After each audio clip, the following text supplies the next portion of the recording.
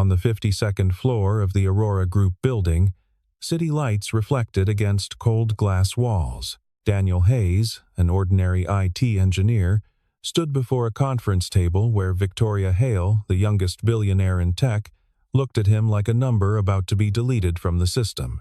No shouting, no begging.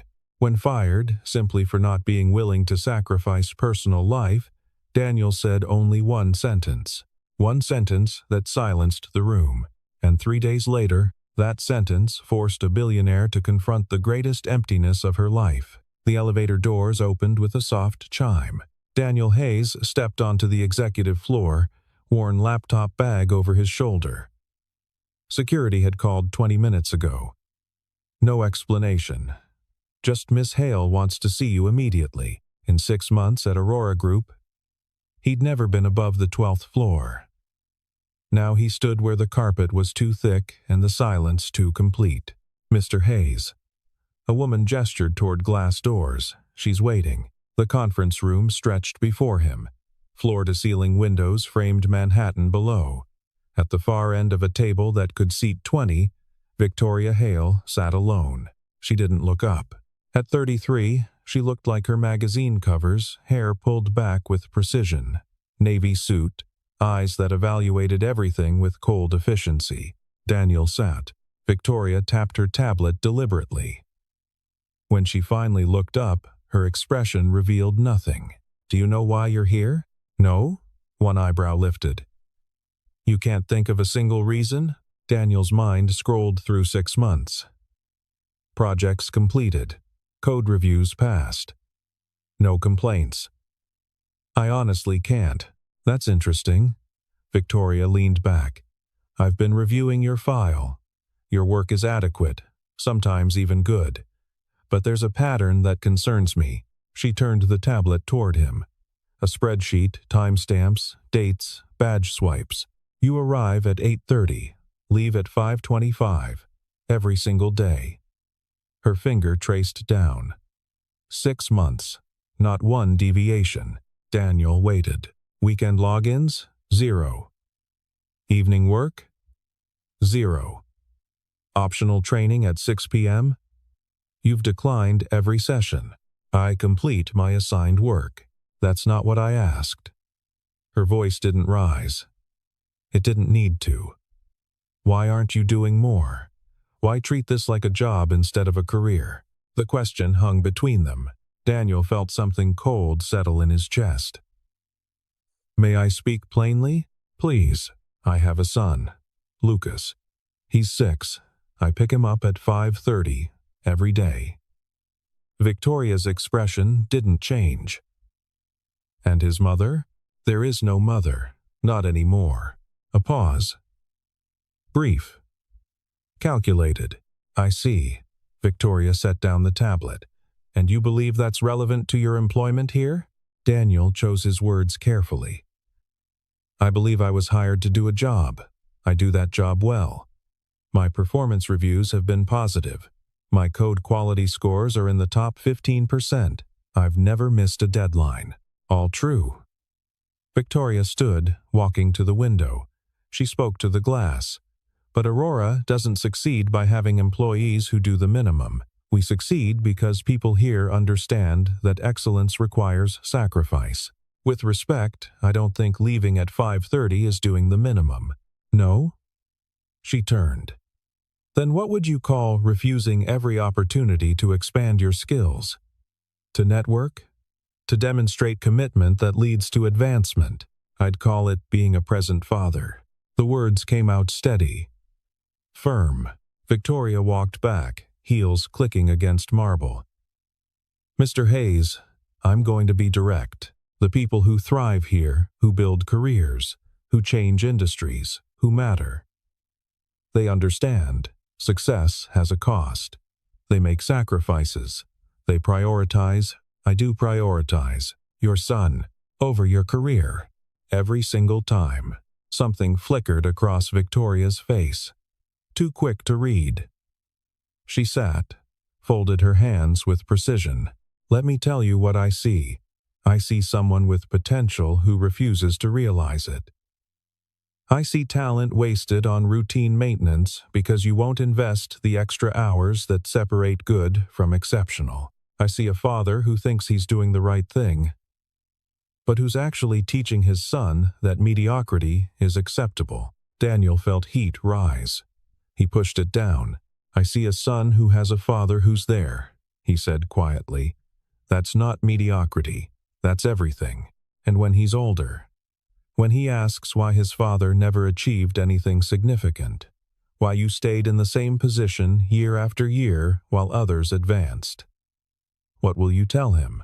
I'll tell him I was there, for every dinner, every bedtime story, every scraped knee and bad dream. I'll tell him he was more important than any promotion. Victoria studied him. You really believe that? I know that. She picked up the tablet again, swiped through screens. Your son has asthma. Daniel went still. How do you... Your insurance claims. 3 emergency visits in the last year. Severe attacks. 1 required overnight observation. She looked up. That's expensive. Even with insurance, we manage. Barely. Not cruel, just factual. Your savings account is minimal. You rent a 1-bedroom in Queens. You drive a 12-year-old sedan. 1 major expense and you're underwater. That's private. No. It's relevant. Victoria set down the tablet. Because I'm about to make a decision about your future here, and I need you to understand the full picture. You're choosing to limit yourself professionally while simultaneously putting your family in a precarious financial position. That's not noble. It's irresponsible. Daniel's hands tightened on the armrests. What are you saying? I'm saying that Aurora Group needs people who are all in, who understand that the work we do here requires more than 40 hours a week and perfect work-life balance. We're building technology that changes lives. That requires dedication, obsession, even. And I can't do that as a single father. You can't do that as someone who's already chosen something else as their priority. Victoria opened a folder. Real paper, as if the weight of it mattered. She slid a single sheet across the table. This is your termination notice, effective immediately. HR will process your final paycheck. You'll receive 2 weeks severance and continuation of benefits for 30 days. The words didn't land at first. They hovered somewhere above Daniel's comprehension, too impossible to be real. You're firing me. I'm ending a professional relationship that isn't working for either of us. Because I pick up my son from school. Because you're not willing to do what's necessary to succeed here. Victoria's voice remained level. Clinical. I need people who can adapt, who can stay late when a crisis hits, who can travel to conferences, who can be flexible.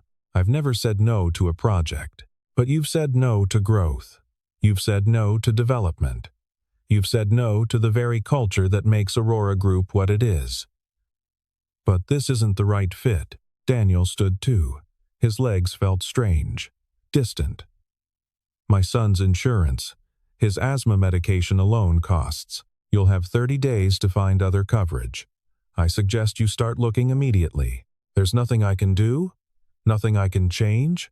Victoria looked at him with something that might have been pity or disappointment. You made your choice when you decided your personal life was more important than your professional one. That choice has consequences. It wasn't a choice. It's my son. Exactly. She turned back to the window. You're dismissed, Mr. Hayes. Daniel stood there for a moment. 3 seconds. 5. The entire city stretched out beyond the glass, millions of people making millions of decisions, most of them convinced they were right. He could argue. He could threaten legal action. He could break down. He could rage at the unfairness of a system that punished fathers for being present. He did none of those things. I understand, he said quietly. Victoria didn't turn around. Daniel picked up his bag, walked toward the door. His hand touched the handle. Then he stopped, not dramatically, not with the energy of someone preparing a speech, just a pause. a man who'd realized something needed to be said. "Miss Hale," she glanced back, annoyed. "Yes, I know my worth. I know I'm a good engineer. I know I'm reliable and skilled and valuable to any team that hires me." His voice was calm, certain. "I can lose this job. I can find another one, but I can't lose my son. I can't get back the years I miss. I can't undo the damage of choosing a corporation over a child." Victoria's expression didn't change. "You're right that I made a choice," Daniel continued. "Every single day, I choose him. And I'll make that choice tomorrow and the day after and every day for the rest of my life. Because at the end of all this, at the end of the meetings and the projects and the performance reviews, what matters isn't how many hours I logged or how high I climbed." He adjusted his bag on his shoulder. "What matters is whether I was there when it counted." The room was silent. Daniel took a breath. "I feel sorry for you, Miss Hale, because I don't think anyone's ever chosen you over their ambition, and I think that's the loneliest thing in the world." He left. The door closed behind him with a whisper. Victoria stood frozen at the window. The city lights blurred slightly. She blinked. The blur remained. For the first time in 15 years, she felt something crack inside the perfect armor she'd built. The elevator ride down felt longer than the ride up. Daniel stood alone, watching floor numbers descend. His reflection stared back mid-30s, brown hair needing cutting, eyes older than they should be. Fired. The doors opened on the 12th floor. Marcus from database looked up. "Upstairs." Daniel's voice sounded normal. "I need a box." "What?" "For my desk, to clear it out." Word traveled fast. By the time Daniel reached his cubicle, 3 people had stopped him. Yes, it was unexpected. No, he couldn't talk about it. Yes, he'd be fine. He wasn't sure about that last one. His desk looked the same as 30 minutes ago. Coffee mug from Lucas World's Best Dad in crooked handwriting. A spider plant. Photograph of Lucas on the first day of school, gap-toothed and proud. Daniel picked up the frame, studied his son's face. Worth it. Sarah from QA appeared. "Daniel, what happened?" "Not a good fit, apparently." "That's insane. You're one of the best engineers here." He looked at her. Sarah had 3 kids. She understood single parenting, the constant calculation of hours and presence. "I'm okay," he said, and meant it. The box filled slowly. 6 months of work, lunch container, earbuds, USB drives. Marcus returned with security. Protocol. They watched him pack. He carried the box through the office. Past the break room. Past the conference room. Past all the spaces where he'd been good enough. Just not all in enough. The subway home was packed. Rush hour. Daniel stood with his box, watching people stare at phones, lost in private worlds. His apartment building looked the same. Mrs. Chen from 3B waved. "Early today." Something like that. "Lucas is at the Morgans, playing with Tommy." He climbed the stairs. The lock stuck. The hinges squeaked. Afternoon light made everything look smaller. 1 bedroom. Lucas got it. Daniel slept on a pullout. Not ideal. But the school district was good. The rent manageable. Daniel set the box down. Looked around. Fired. He'd have to tell Lucas. Explain that Daddy lost his job but everything would be okay. See worry cross his son's face before forcing confidence. His phone buzzed. Text from Rachel Morgan. "Boys having fun. Pizza okay for dinner?" "Join us?" Daniel typed. "Thanks. That would be great."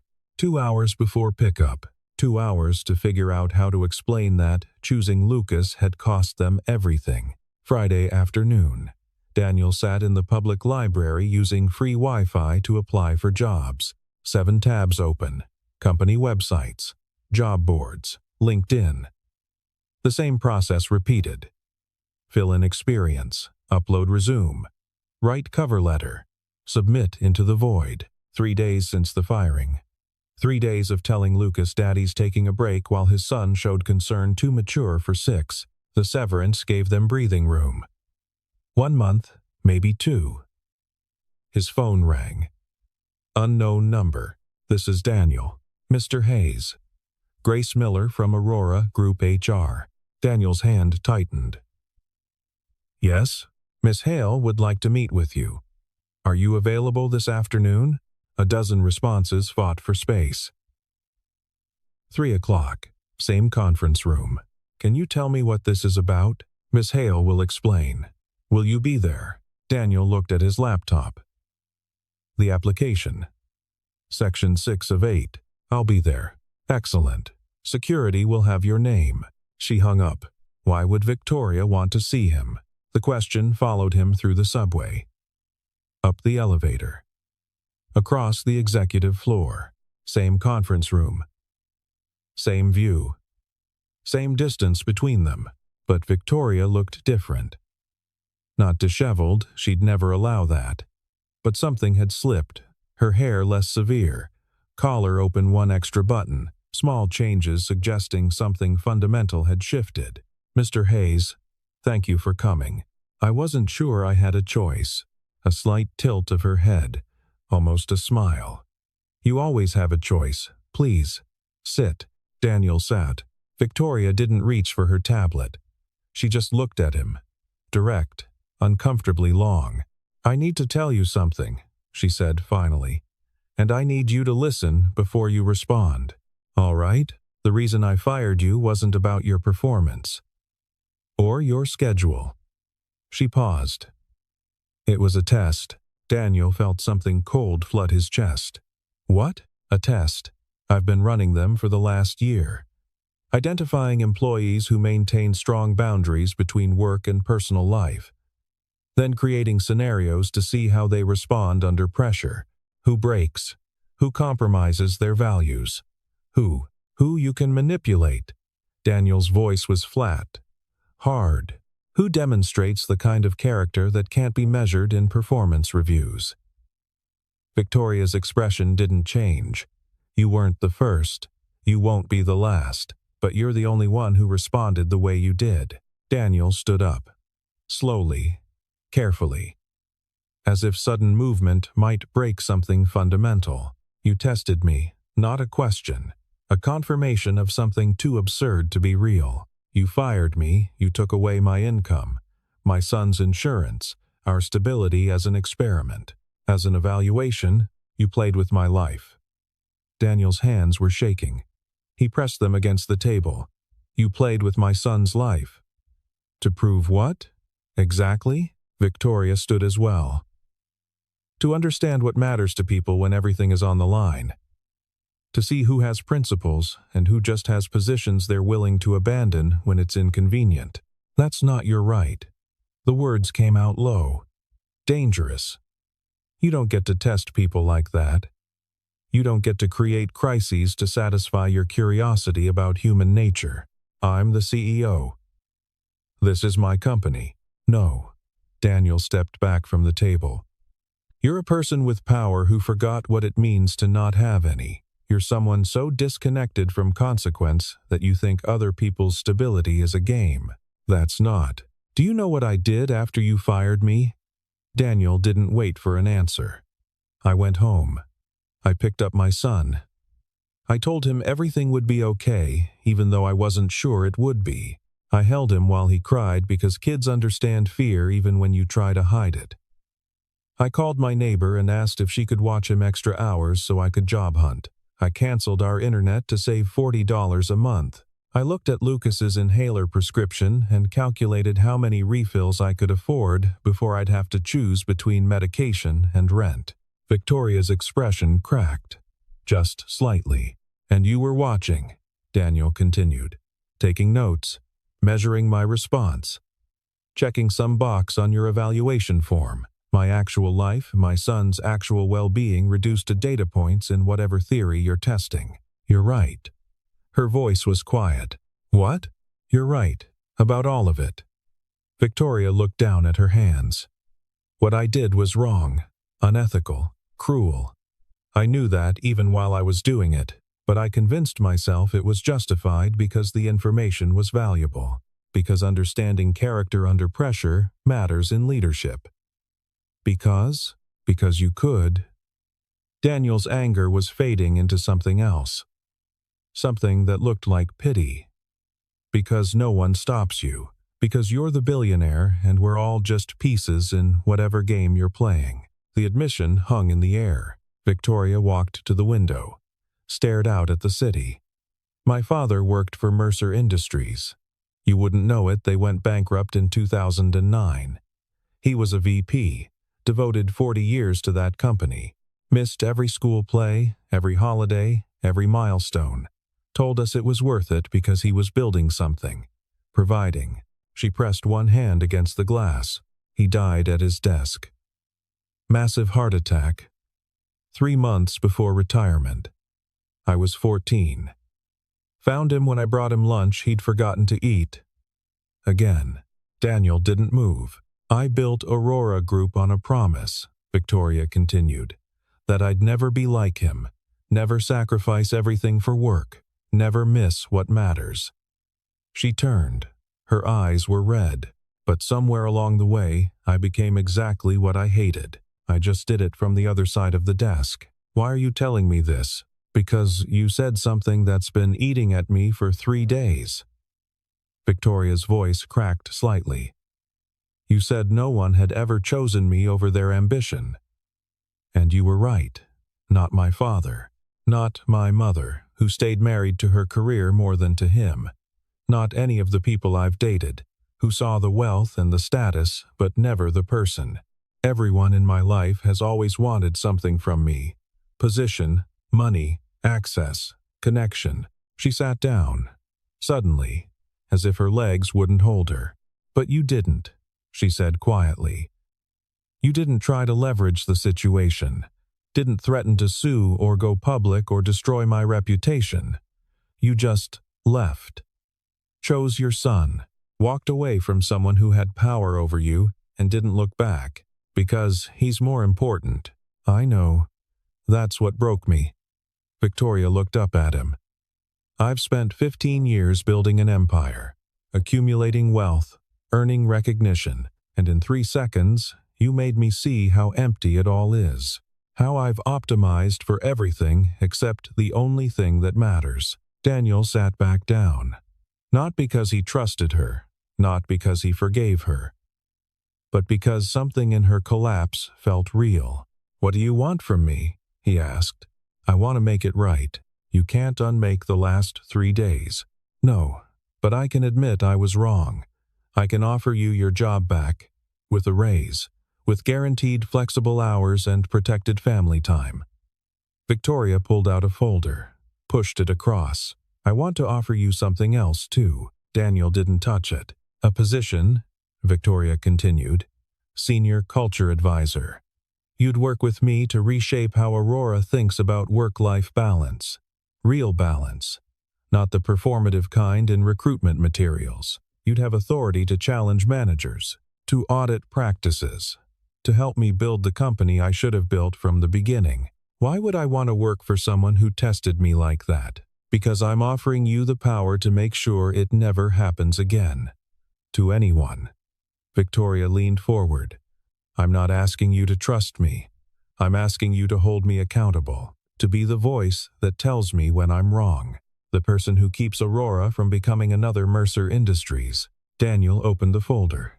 The offer was generous, almost suspiciously so. This salary is fair. For someone who'll have the courage to tell a CEO the truth. Victoria's expression was steady, determined. I've had vice presidents who couldn't do what you did, who folded the moment I applied pressure. That's because they needed the job. And you didn't? I needed it just as badly. I just wasn't willing to become someone else to keep it. Daniel looked at the papers. If I say yes, and that's a massive if I have conditions, name them. No more tests. Not on me. Not on anyone. You want to evaluate character? Do it through actual performance and feedback, not manufactured crises. Agreed. I still leave at 5:30. Every day. No exceptions unless there's genuine emergency that only I can handle. Agreed. And you, Daniel, met her eyes. You have to actually change. Not just policy. Personally. If you're asking me to build a different culture, you have to model it. Take time off. Have a life outside this building. Stop wearing workaholism like a badge of honor. Victoria flinched. That's the deal. You want me to reshape Aurora? Fine. But you're the first person who needs reshaping. The room fell silent. Victoria stood, walked to the window. Okay, she said finally. Okay? Okay. I'll try. She turned back. I don't know if I can do it. I've been this person for so long. But I'll try. Daniel stood too. I need to think about this. Of course. And I need to talk to my son. He's the one who will be affected if I come back. Take all the time you need. Daniel walked to the door. Stopped. Victoria, please. Victoria. The name felt strange. Why did my response matter so much? Out of everyone you tested, why was I the one who made you question everything? She smiled. Sad. Real. Because you were calm. Everyone else either raged or begged or tried to negotiate, but you just accepted it. Not with defeat, with certainty, like you knew exactly who you were and what mattered, and my opinion couldn't touch that. She paused. I've spent my entire life trying to prove my worth to the world, and you already knew yours. That's what I didn't have. 2 weeks later, Daniel walked back into Aurora Group. Not to the 12th floor. To the 52nd. His new office had the same view. Same floor-to-ceiling windows. Same sense of the city spreading out like a promise. Grace from HR had sent the contract 3 days ago. Daniel's lawyer, a friend from college, had been shocked. This is the most employee-friendly executive contract I've ever seen. Just honesty, Daniel had replied. His first day back was strange. People stared. Word had spread, fired, then rehired into senior leadership. The rumors were creative. His first meeting was with department heads. 15 people around a table, wondering why an IT engineer was evaluating their practices. Victoria opened the meeting. This is Daniel Hayes, our new senior culture advisor. He has full authority to review any department, interview any employee, and make recommendations directly to me. Those recommendations will be implemented unless there's a compelling legal or financial reason not to. A man in an expensive suit, Mark, VP of Engineering, raised his hand. What qualifies Mr. Hayes for this position? He told me no, Victoria said simply. In a building full of people who say yes to everything, he had the integrity to say no. That's the qualification. Over the next 3 months, Daniel did something unusual. He listened. He sat in meetings, ate lunch in the cafeteria, talked to people at coffee machines and elevators. He asked questions. Simple ones. How are you? What's working? What's not? What would you change? The answers formed a pattern. People were exhausted, afraid, caught between needing income and desiring life. They worked late because everyone worked late. They skipped vacations because taking time felt like falling behind. They missed their children's events and their own anniversaries because the culture demanded it. Daniel compiled his findings. 60 pages, no jargon. Just data and stories and the clear conclusion that Aurora was destroying people while calling it excellence. He presented it to Victoria on a Wednesday. She read in silence. Absorbed each page like a blow. This is worse than I thought. How do we fix it? Start with you. Victoria blinked. What? The culture comes from the top. If you're sending emails at midnight, everyone thinks they need to be available. If you never take vacation, no one else feels they can. Daniel pulled out another document. I made you a schedule. A schedule. For the next 3 months. Mandatory departure by 6 p.m. unless there's genuine emergency. One weekend day completely disconnected. One full week vacation within 60 days. Regular appointments with a therapist specializing in work-life balance. Victoria stared like it was written in a foreign language. I can't. You agreed. You want to change Aurora? This is how. Daniel, I run a billion-dollar company. Victoria. He used her first name deliberately. You're not the only person here who can make decisions. You have talented people. Trust them, or admit you built a company where everything depends on one person and that's a structural failure. She looked away. Looked back. It feels uncomfortable. There's a difference. For a long moment, neither spoke. Then Victoria nodded. Once. Sharp. Okay, let's try. The Aurora Group newsletter came out on a Friday in March. Company named Best Workplace for Parents by National Family Council. For the second year running, Aurora Group has received top honors for family-friendly policies, including flexible scheduling, protected family time, and a culture that values presence over performance theater. In a statement, CEO Victoria Hale said, "We used to measure success by hours logged. Now we measure it by quality of life. It turns out happy people do better work. Who knew?" Daniel smiled, reading it on his phone while sitting in Lucas's school gymnasium. Second grade spring concert. Lucas was in the back row of the chorus, wearing a shirt that was already too small. He'd grown 4 inches in the last year. Lost 3 more teeth. Developed an inexplicable obsession with dinosaurs that manifested in endless dinner conversations about paleontology. Is that him? Victoria whispered from the seat beside Daniel. Back row, blue shirt. He looks like you. He looks like himself. The concert started. 20 second graders singing about spring with varying degrees of enthusiasm and pitch accuracy. Lucas saw Daniel and waved. Grinned that gap-toothed smile that still melted every frustration. Daniel waved back. When the concert ended, Lucas ran over. Hugged Daniel with the full-body commitment of someone who hadn't learned to be self-conscious yet. Did you see me? I remembered all the words. I saw. You were perfect. Hi, Miss Hale.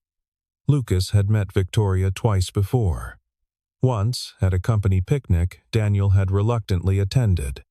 Once, when she'd stopped by their apartment with materials for his school project. Did you like the concert? I loved it, Victoria said. And meant it. They walked out together. The spring afternoon was warm, bright. Lucas chattered about the concert, about his friend Emma who'd forgotten her lines, about the cookies his teacher had promised afterward. Ice cream?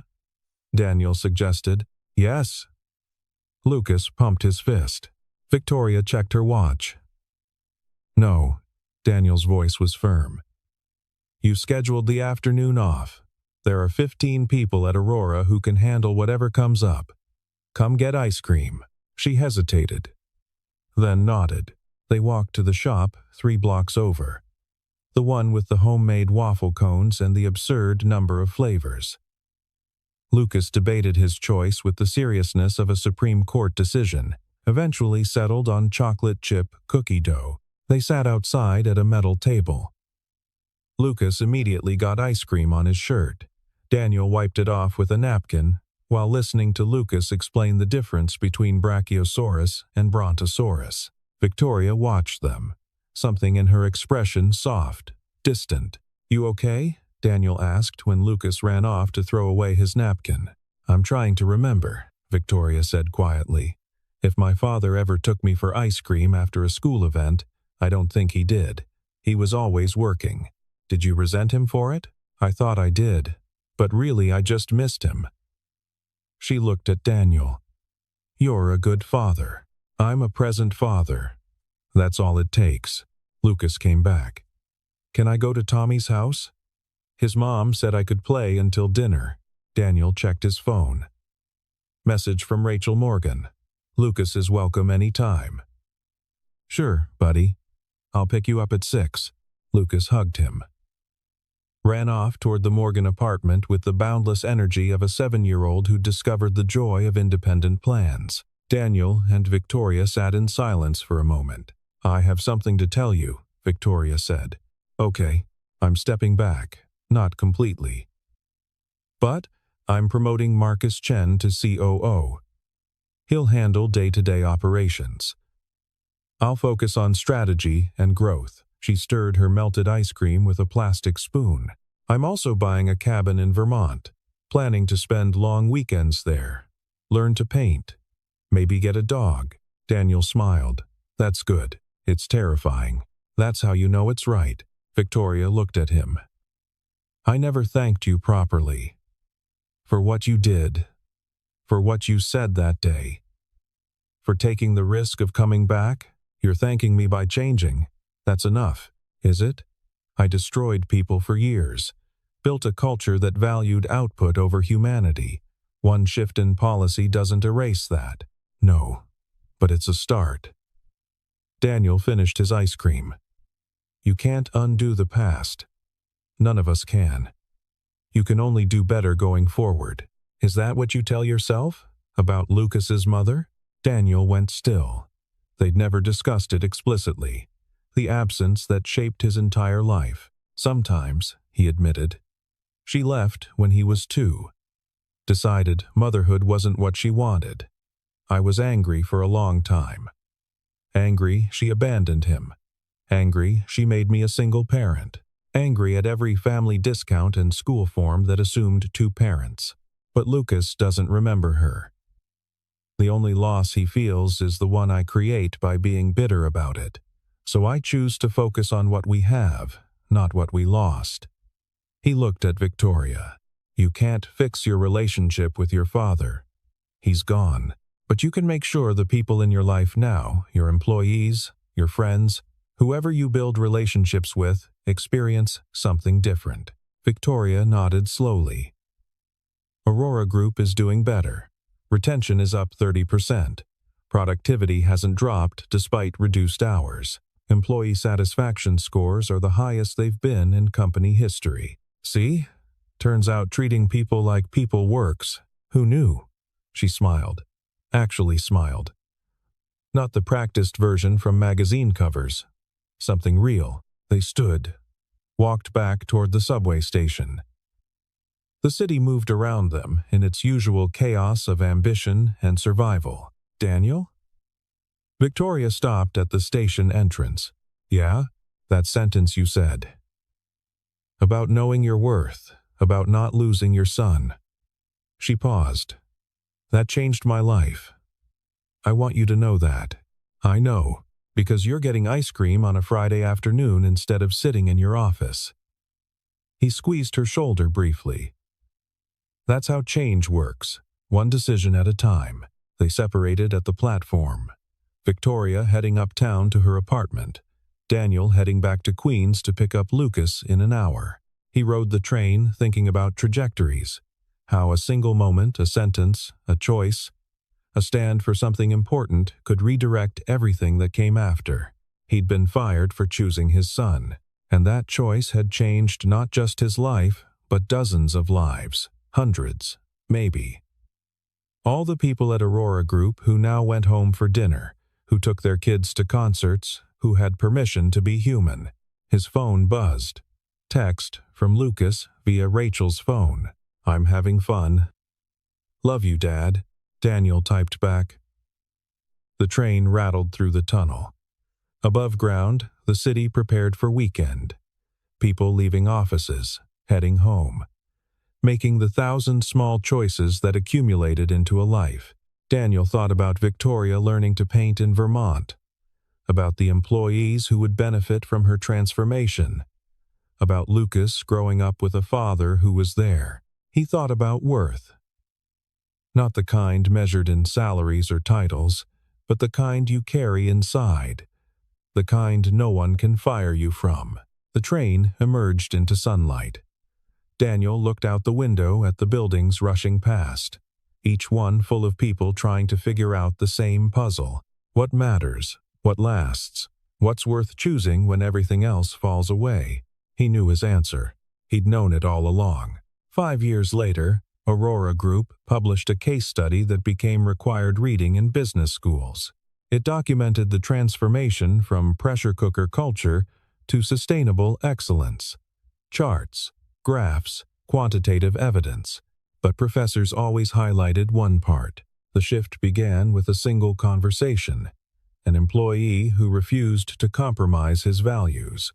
A CEO willing to examine her assumptions. Recognition that true strength isn't about working longest, it's about living best. Daniel never read it. He was too busy. Not with work. Though he'd been promoted twice. Busy with Lucas's robotics competitions. Coaching Little League. The garden in their new apartment's community plot. Dinners at Victoria's cabin, where she'd learned to paint landscapes that weren't terrible. The life he'd chosen and kept choosing. One Saturday, he took Lucas to the park. They threw a football while joggers circled and dogs chased each other. "Dad," Lucas called, "can I ask something?" "Always." "Was it hard?" "When you lost your job?" Mom said. He caught the ball. "She said you got fired for being a good dad." Rachel had been talking. "Yeah," Daniel said. "It was hard. But you'd do it again?" Without question. Daniel walked over. 12 years old now, almost as tall as his shoulder, growing into someone remarkable. "Because being your dad is the most important thing I'll ever do," Daniel said. "And nothing, no job, no money, no success, is worth missing that." Lucas smiled, that grin, now with permanent teeth. "Thanks, Dad." "For what?" "For picking me." Daniel pulled him into a hug. "Every single time, buddy. Every single time." They went back to throwing. Morning sunlight filtered through trees. Somewhere, Victoria was painting. Marcus ran Aurora Group. Thousands of employees lived better lives because one person had been calm when it mattered. But Daniel thought about this moment. This morning. All the moments he'd been present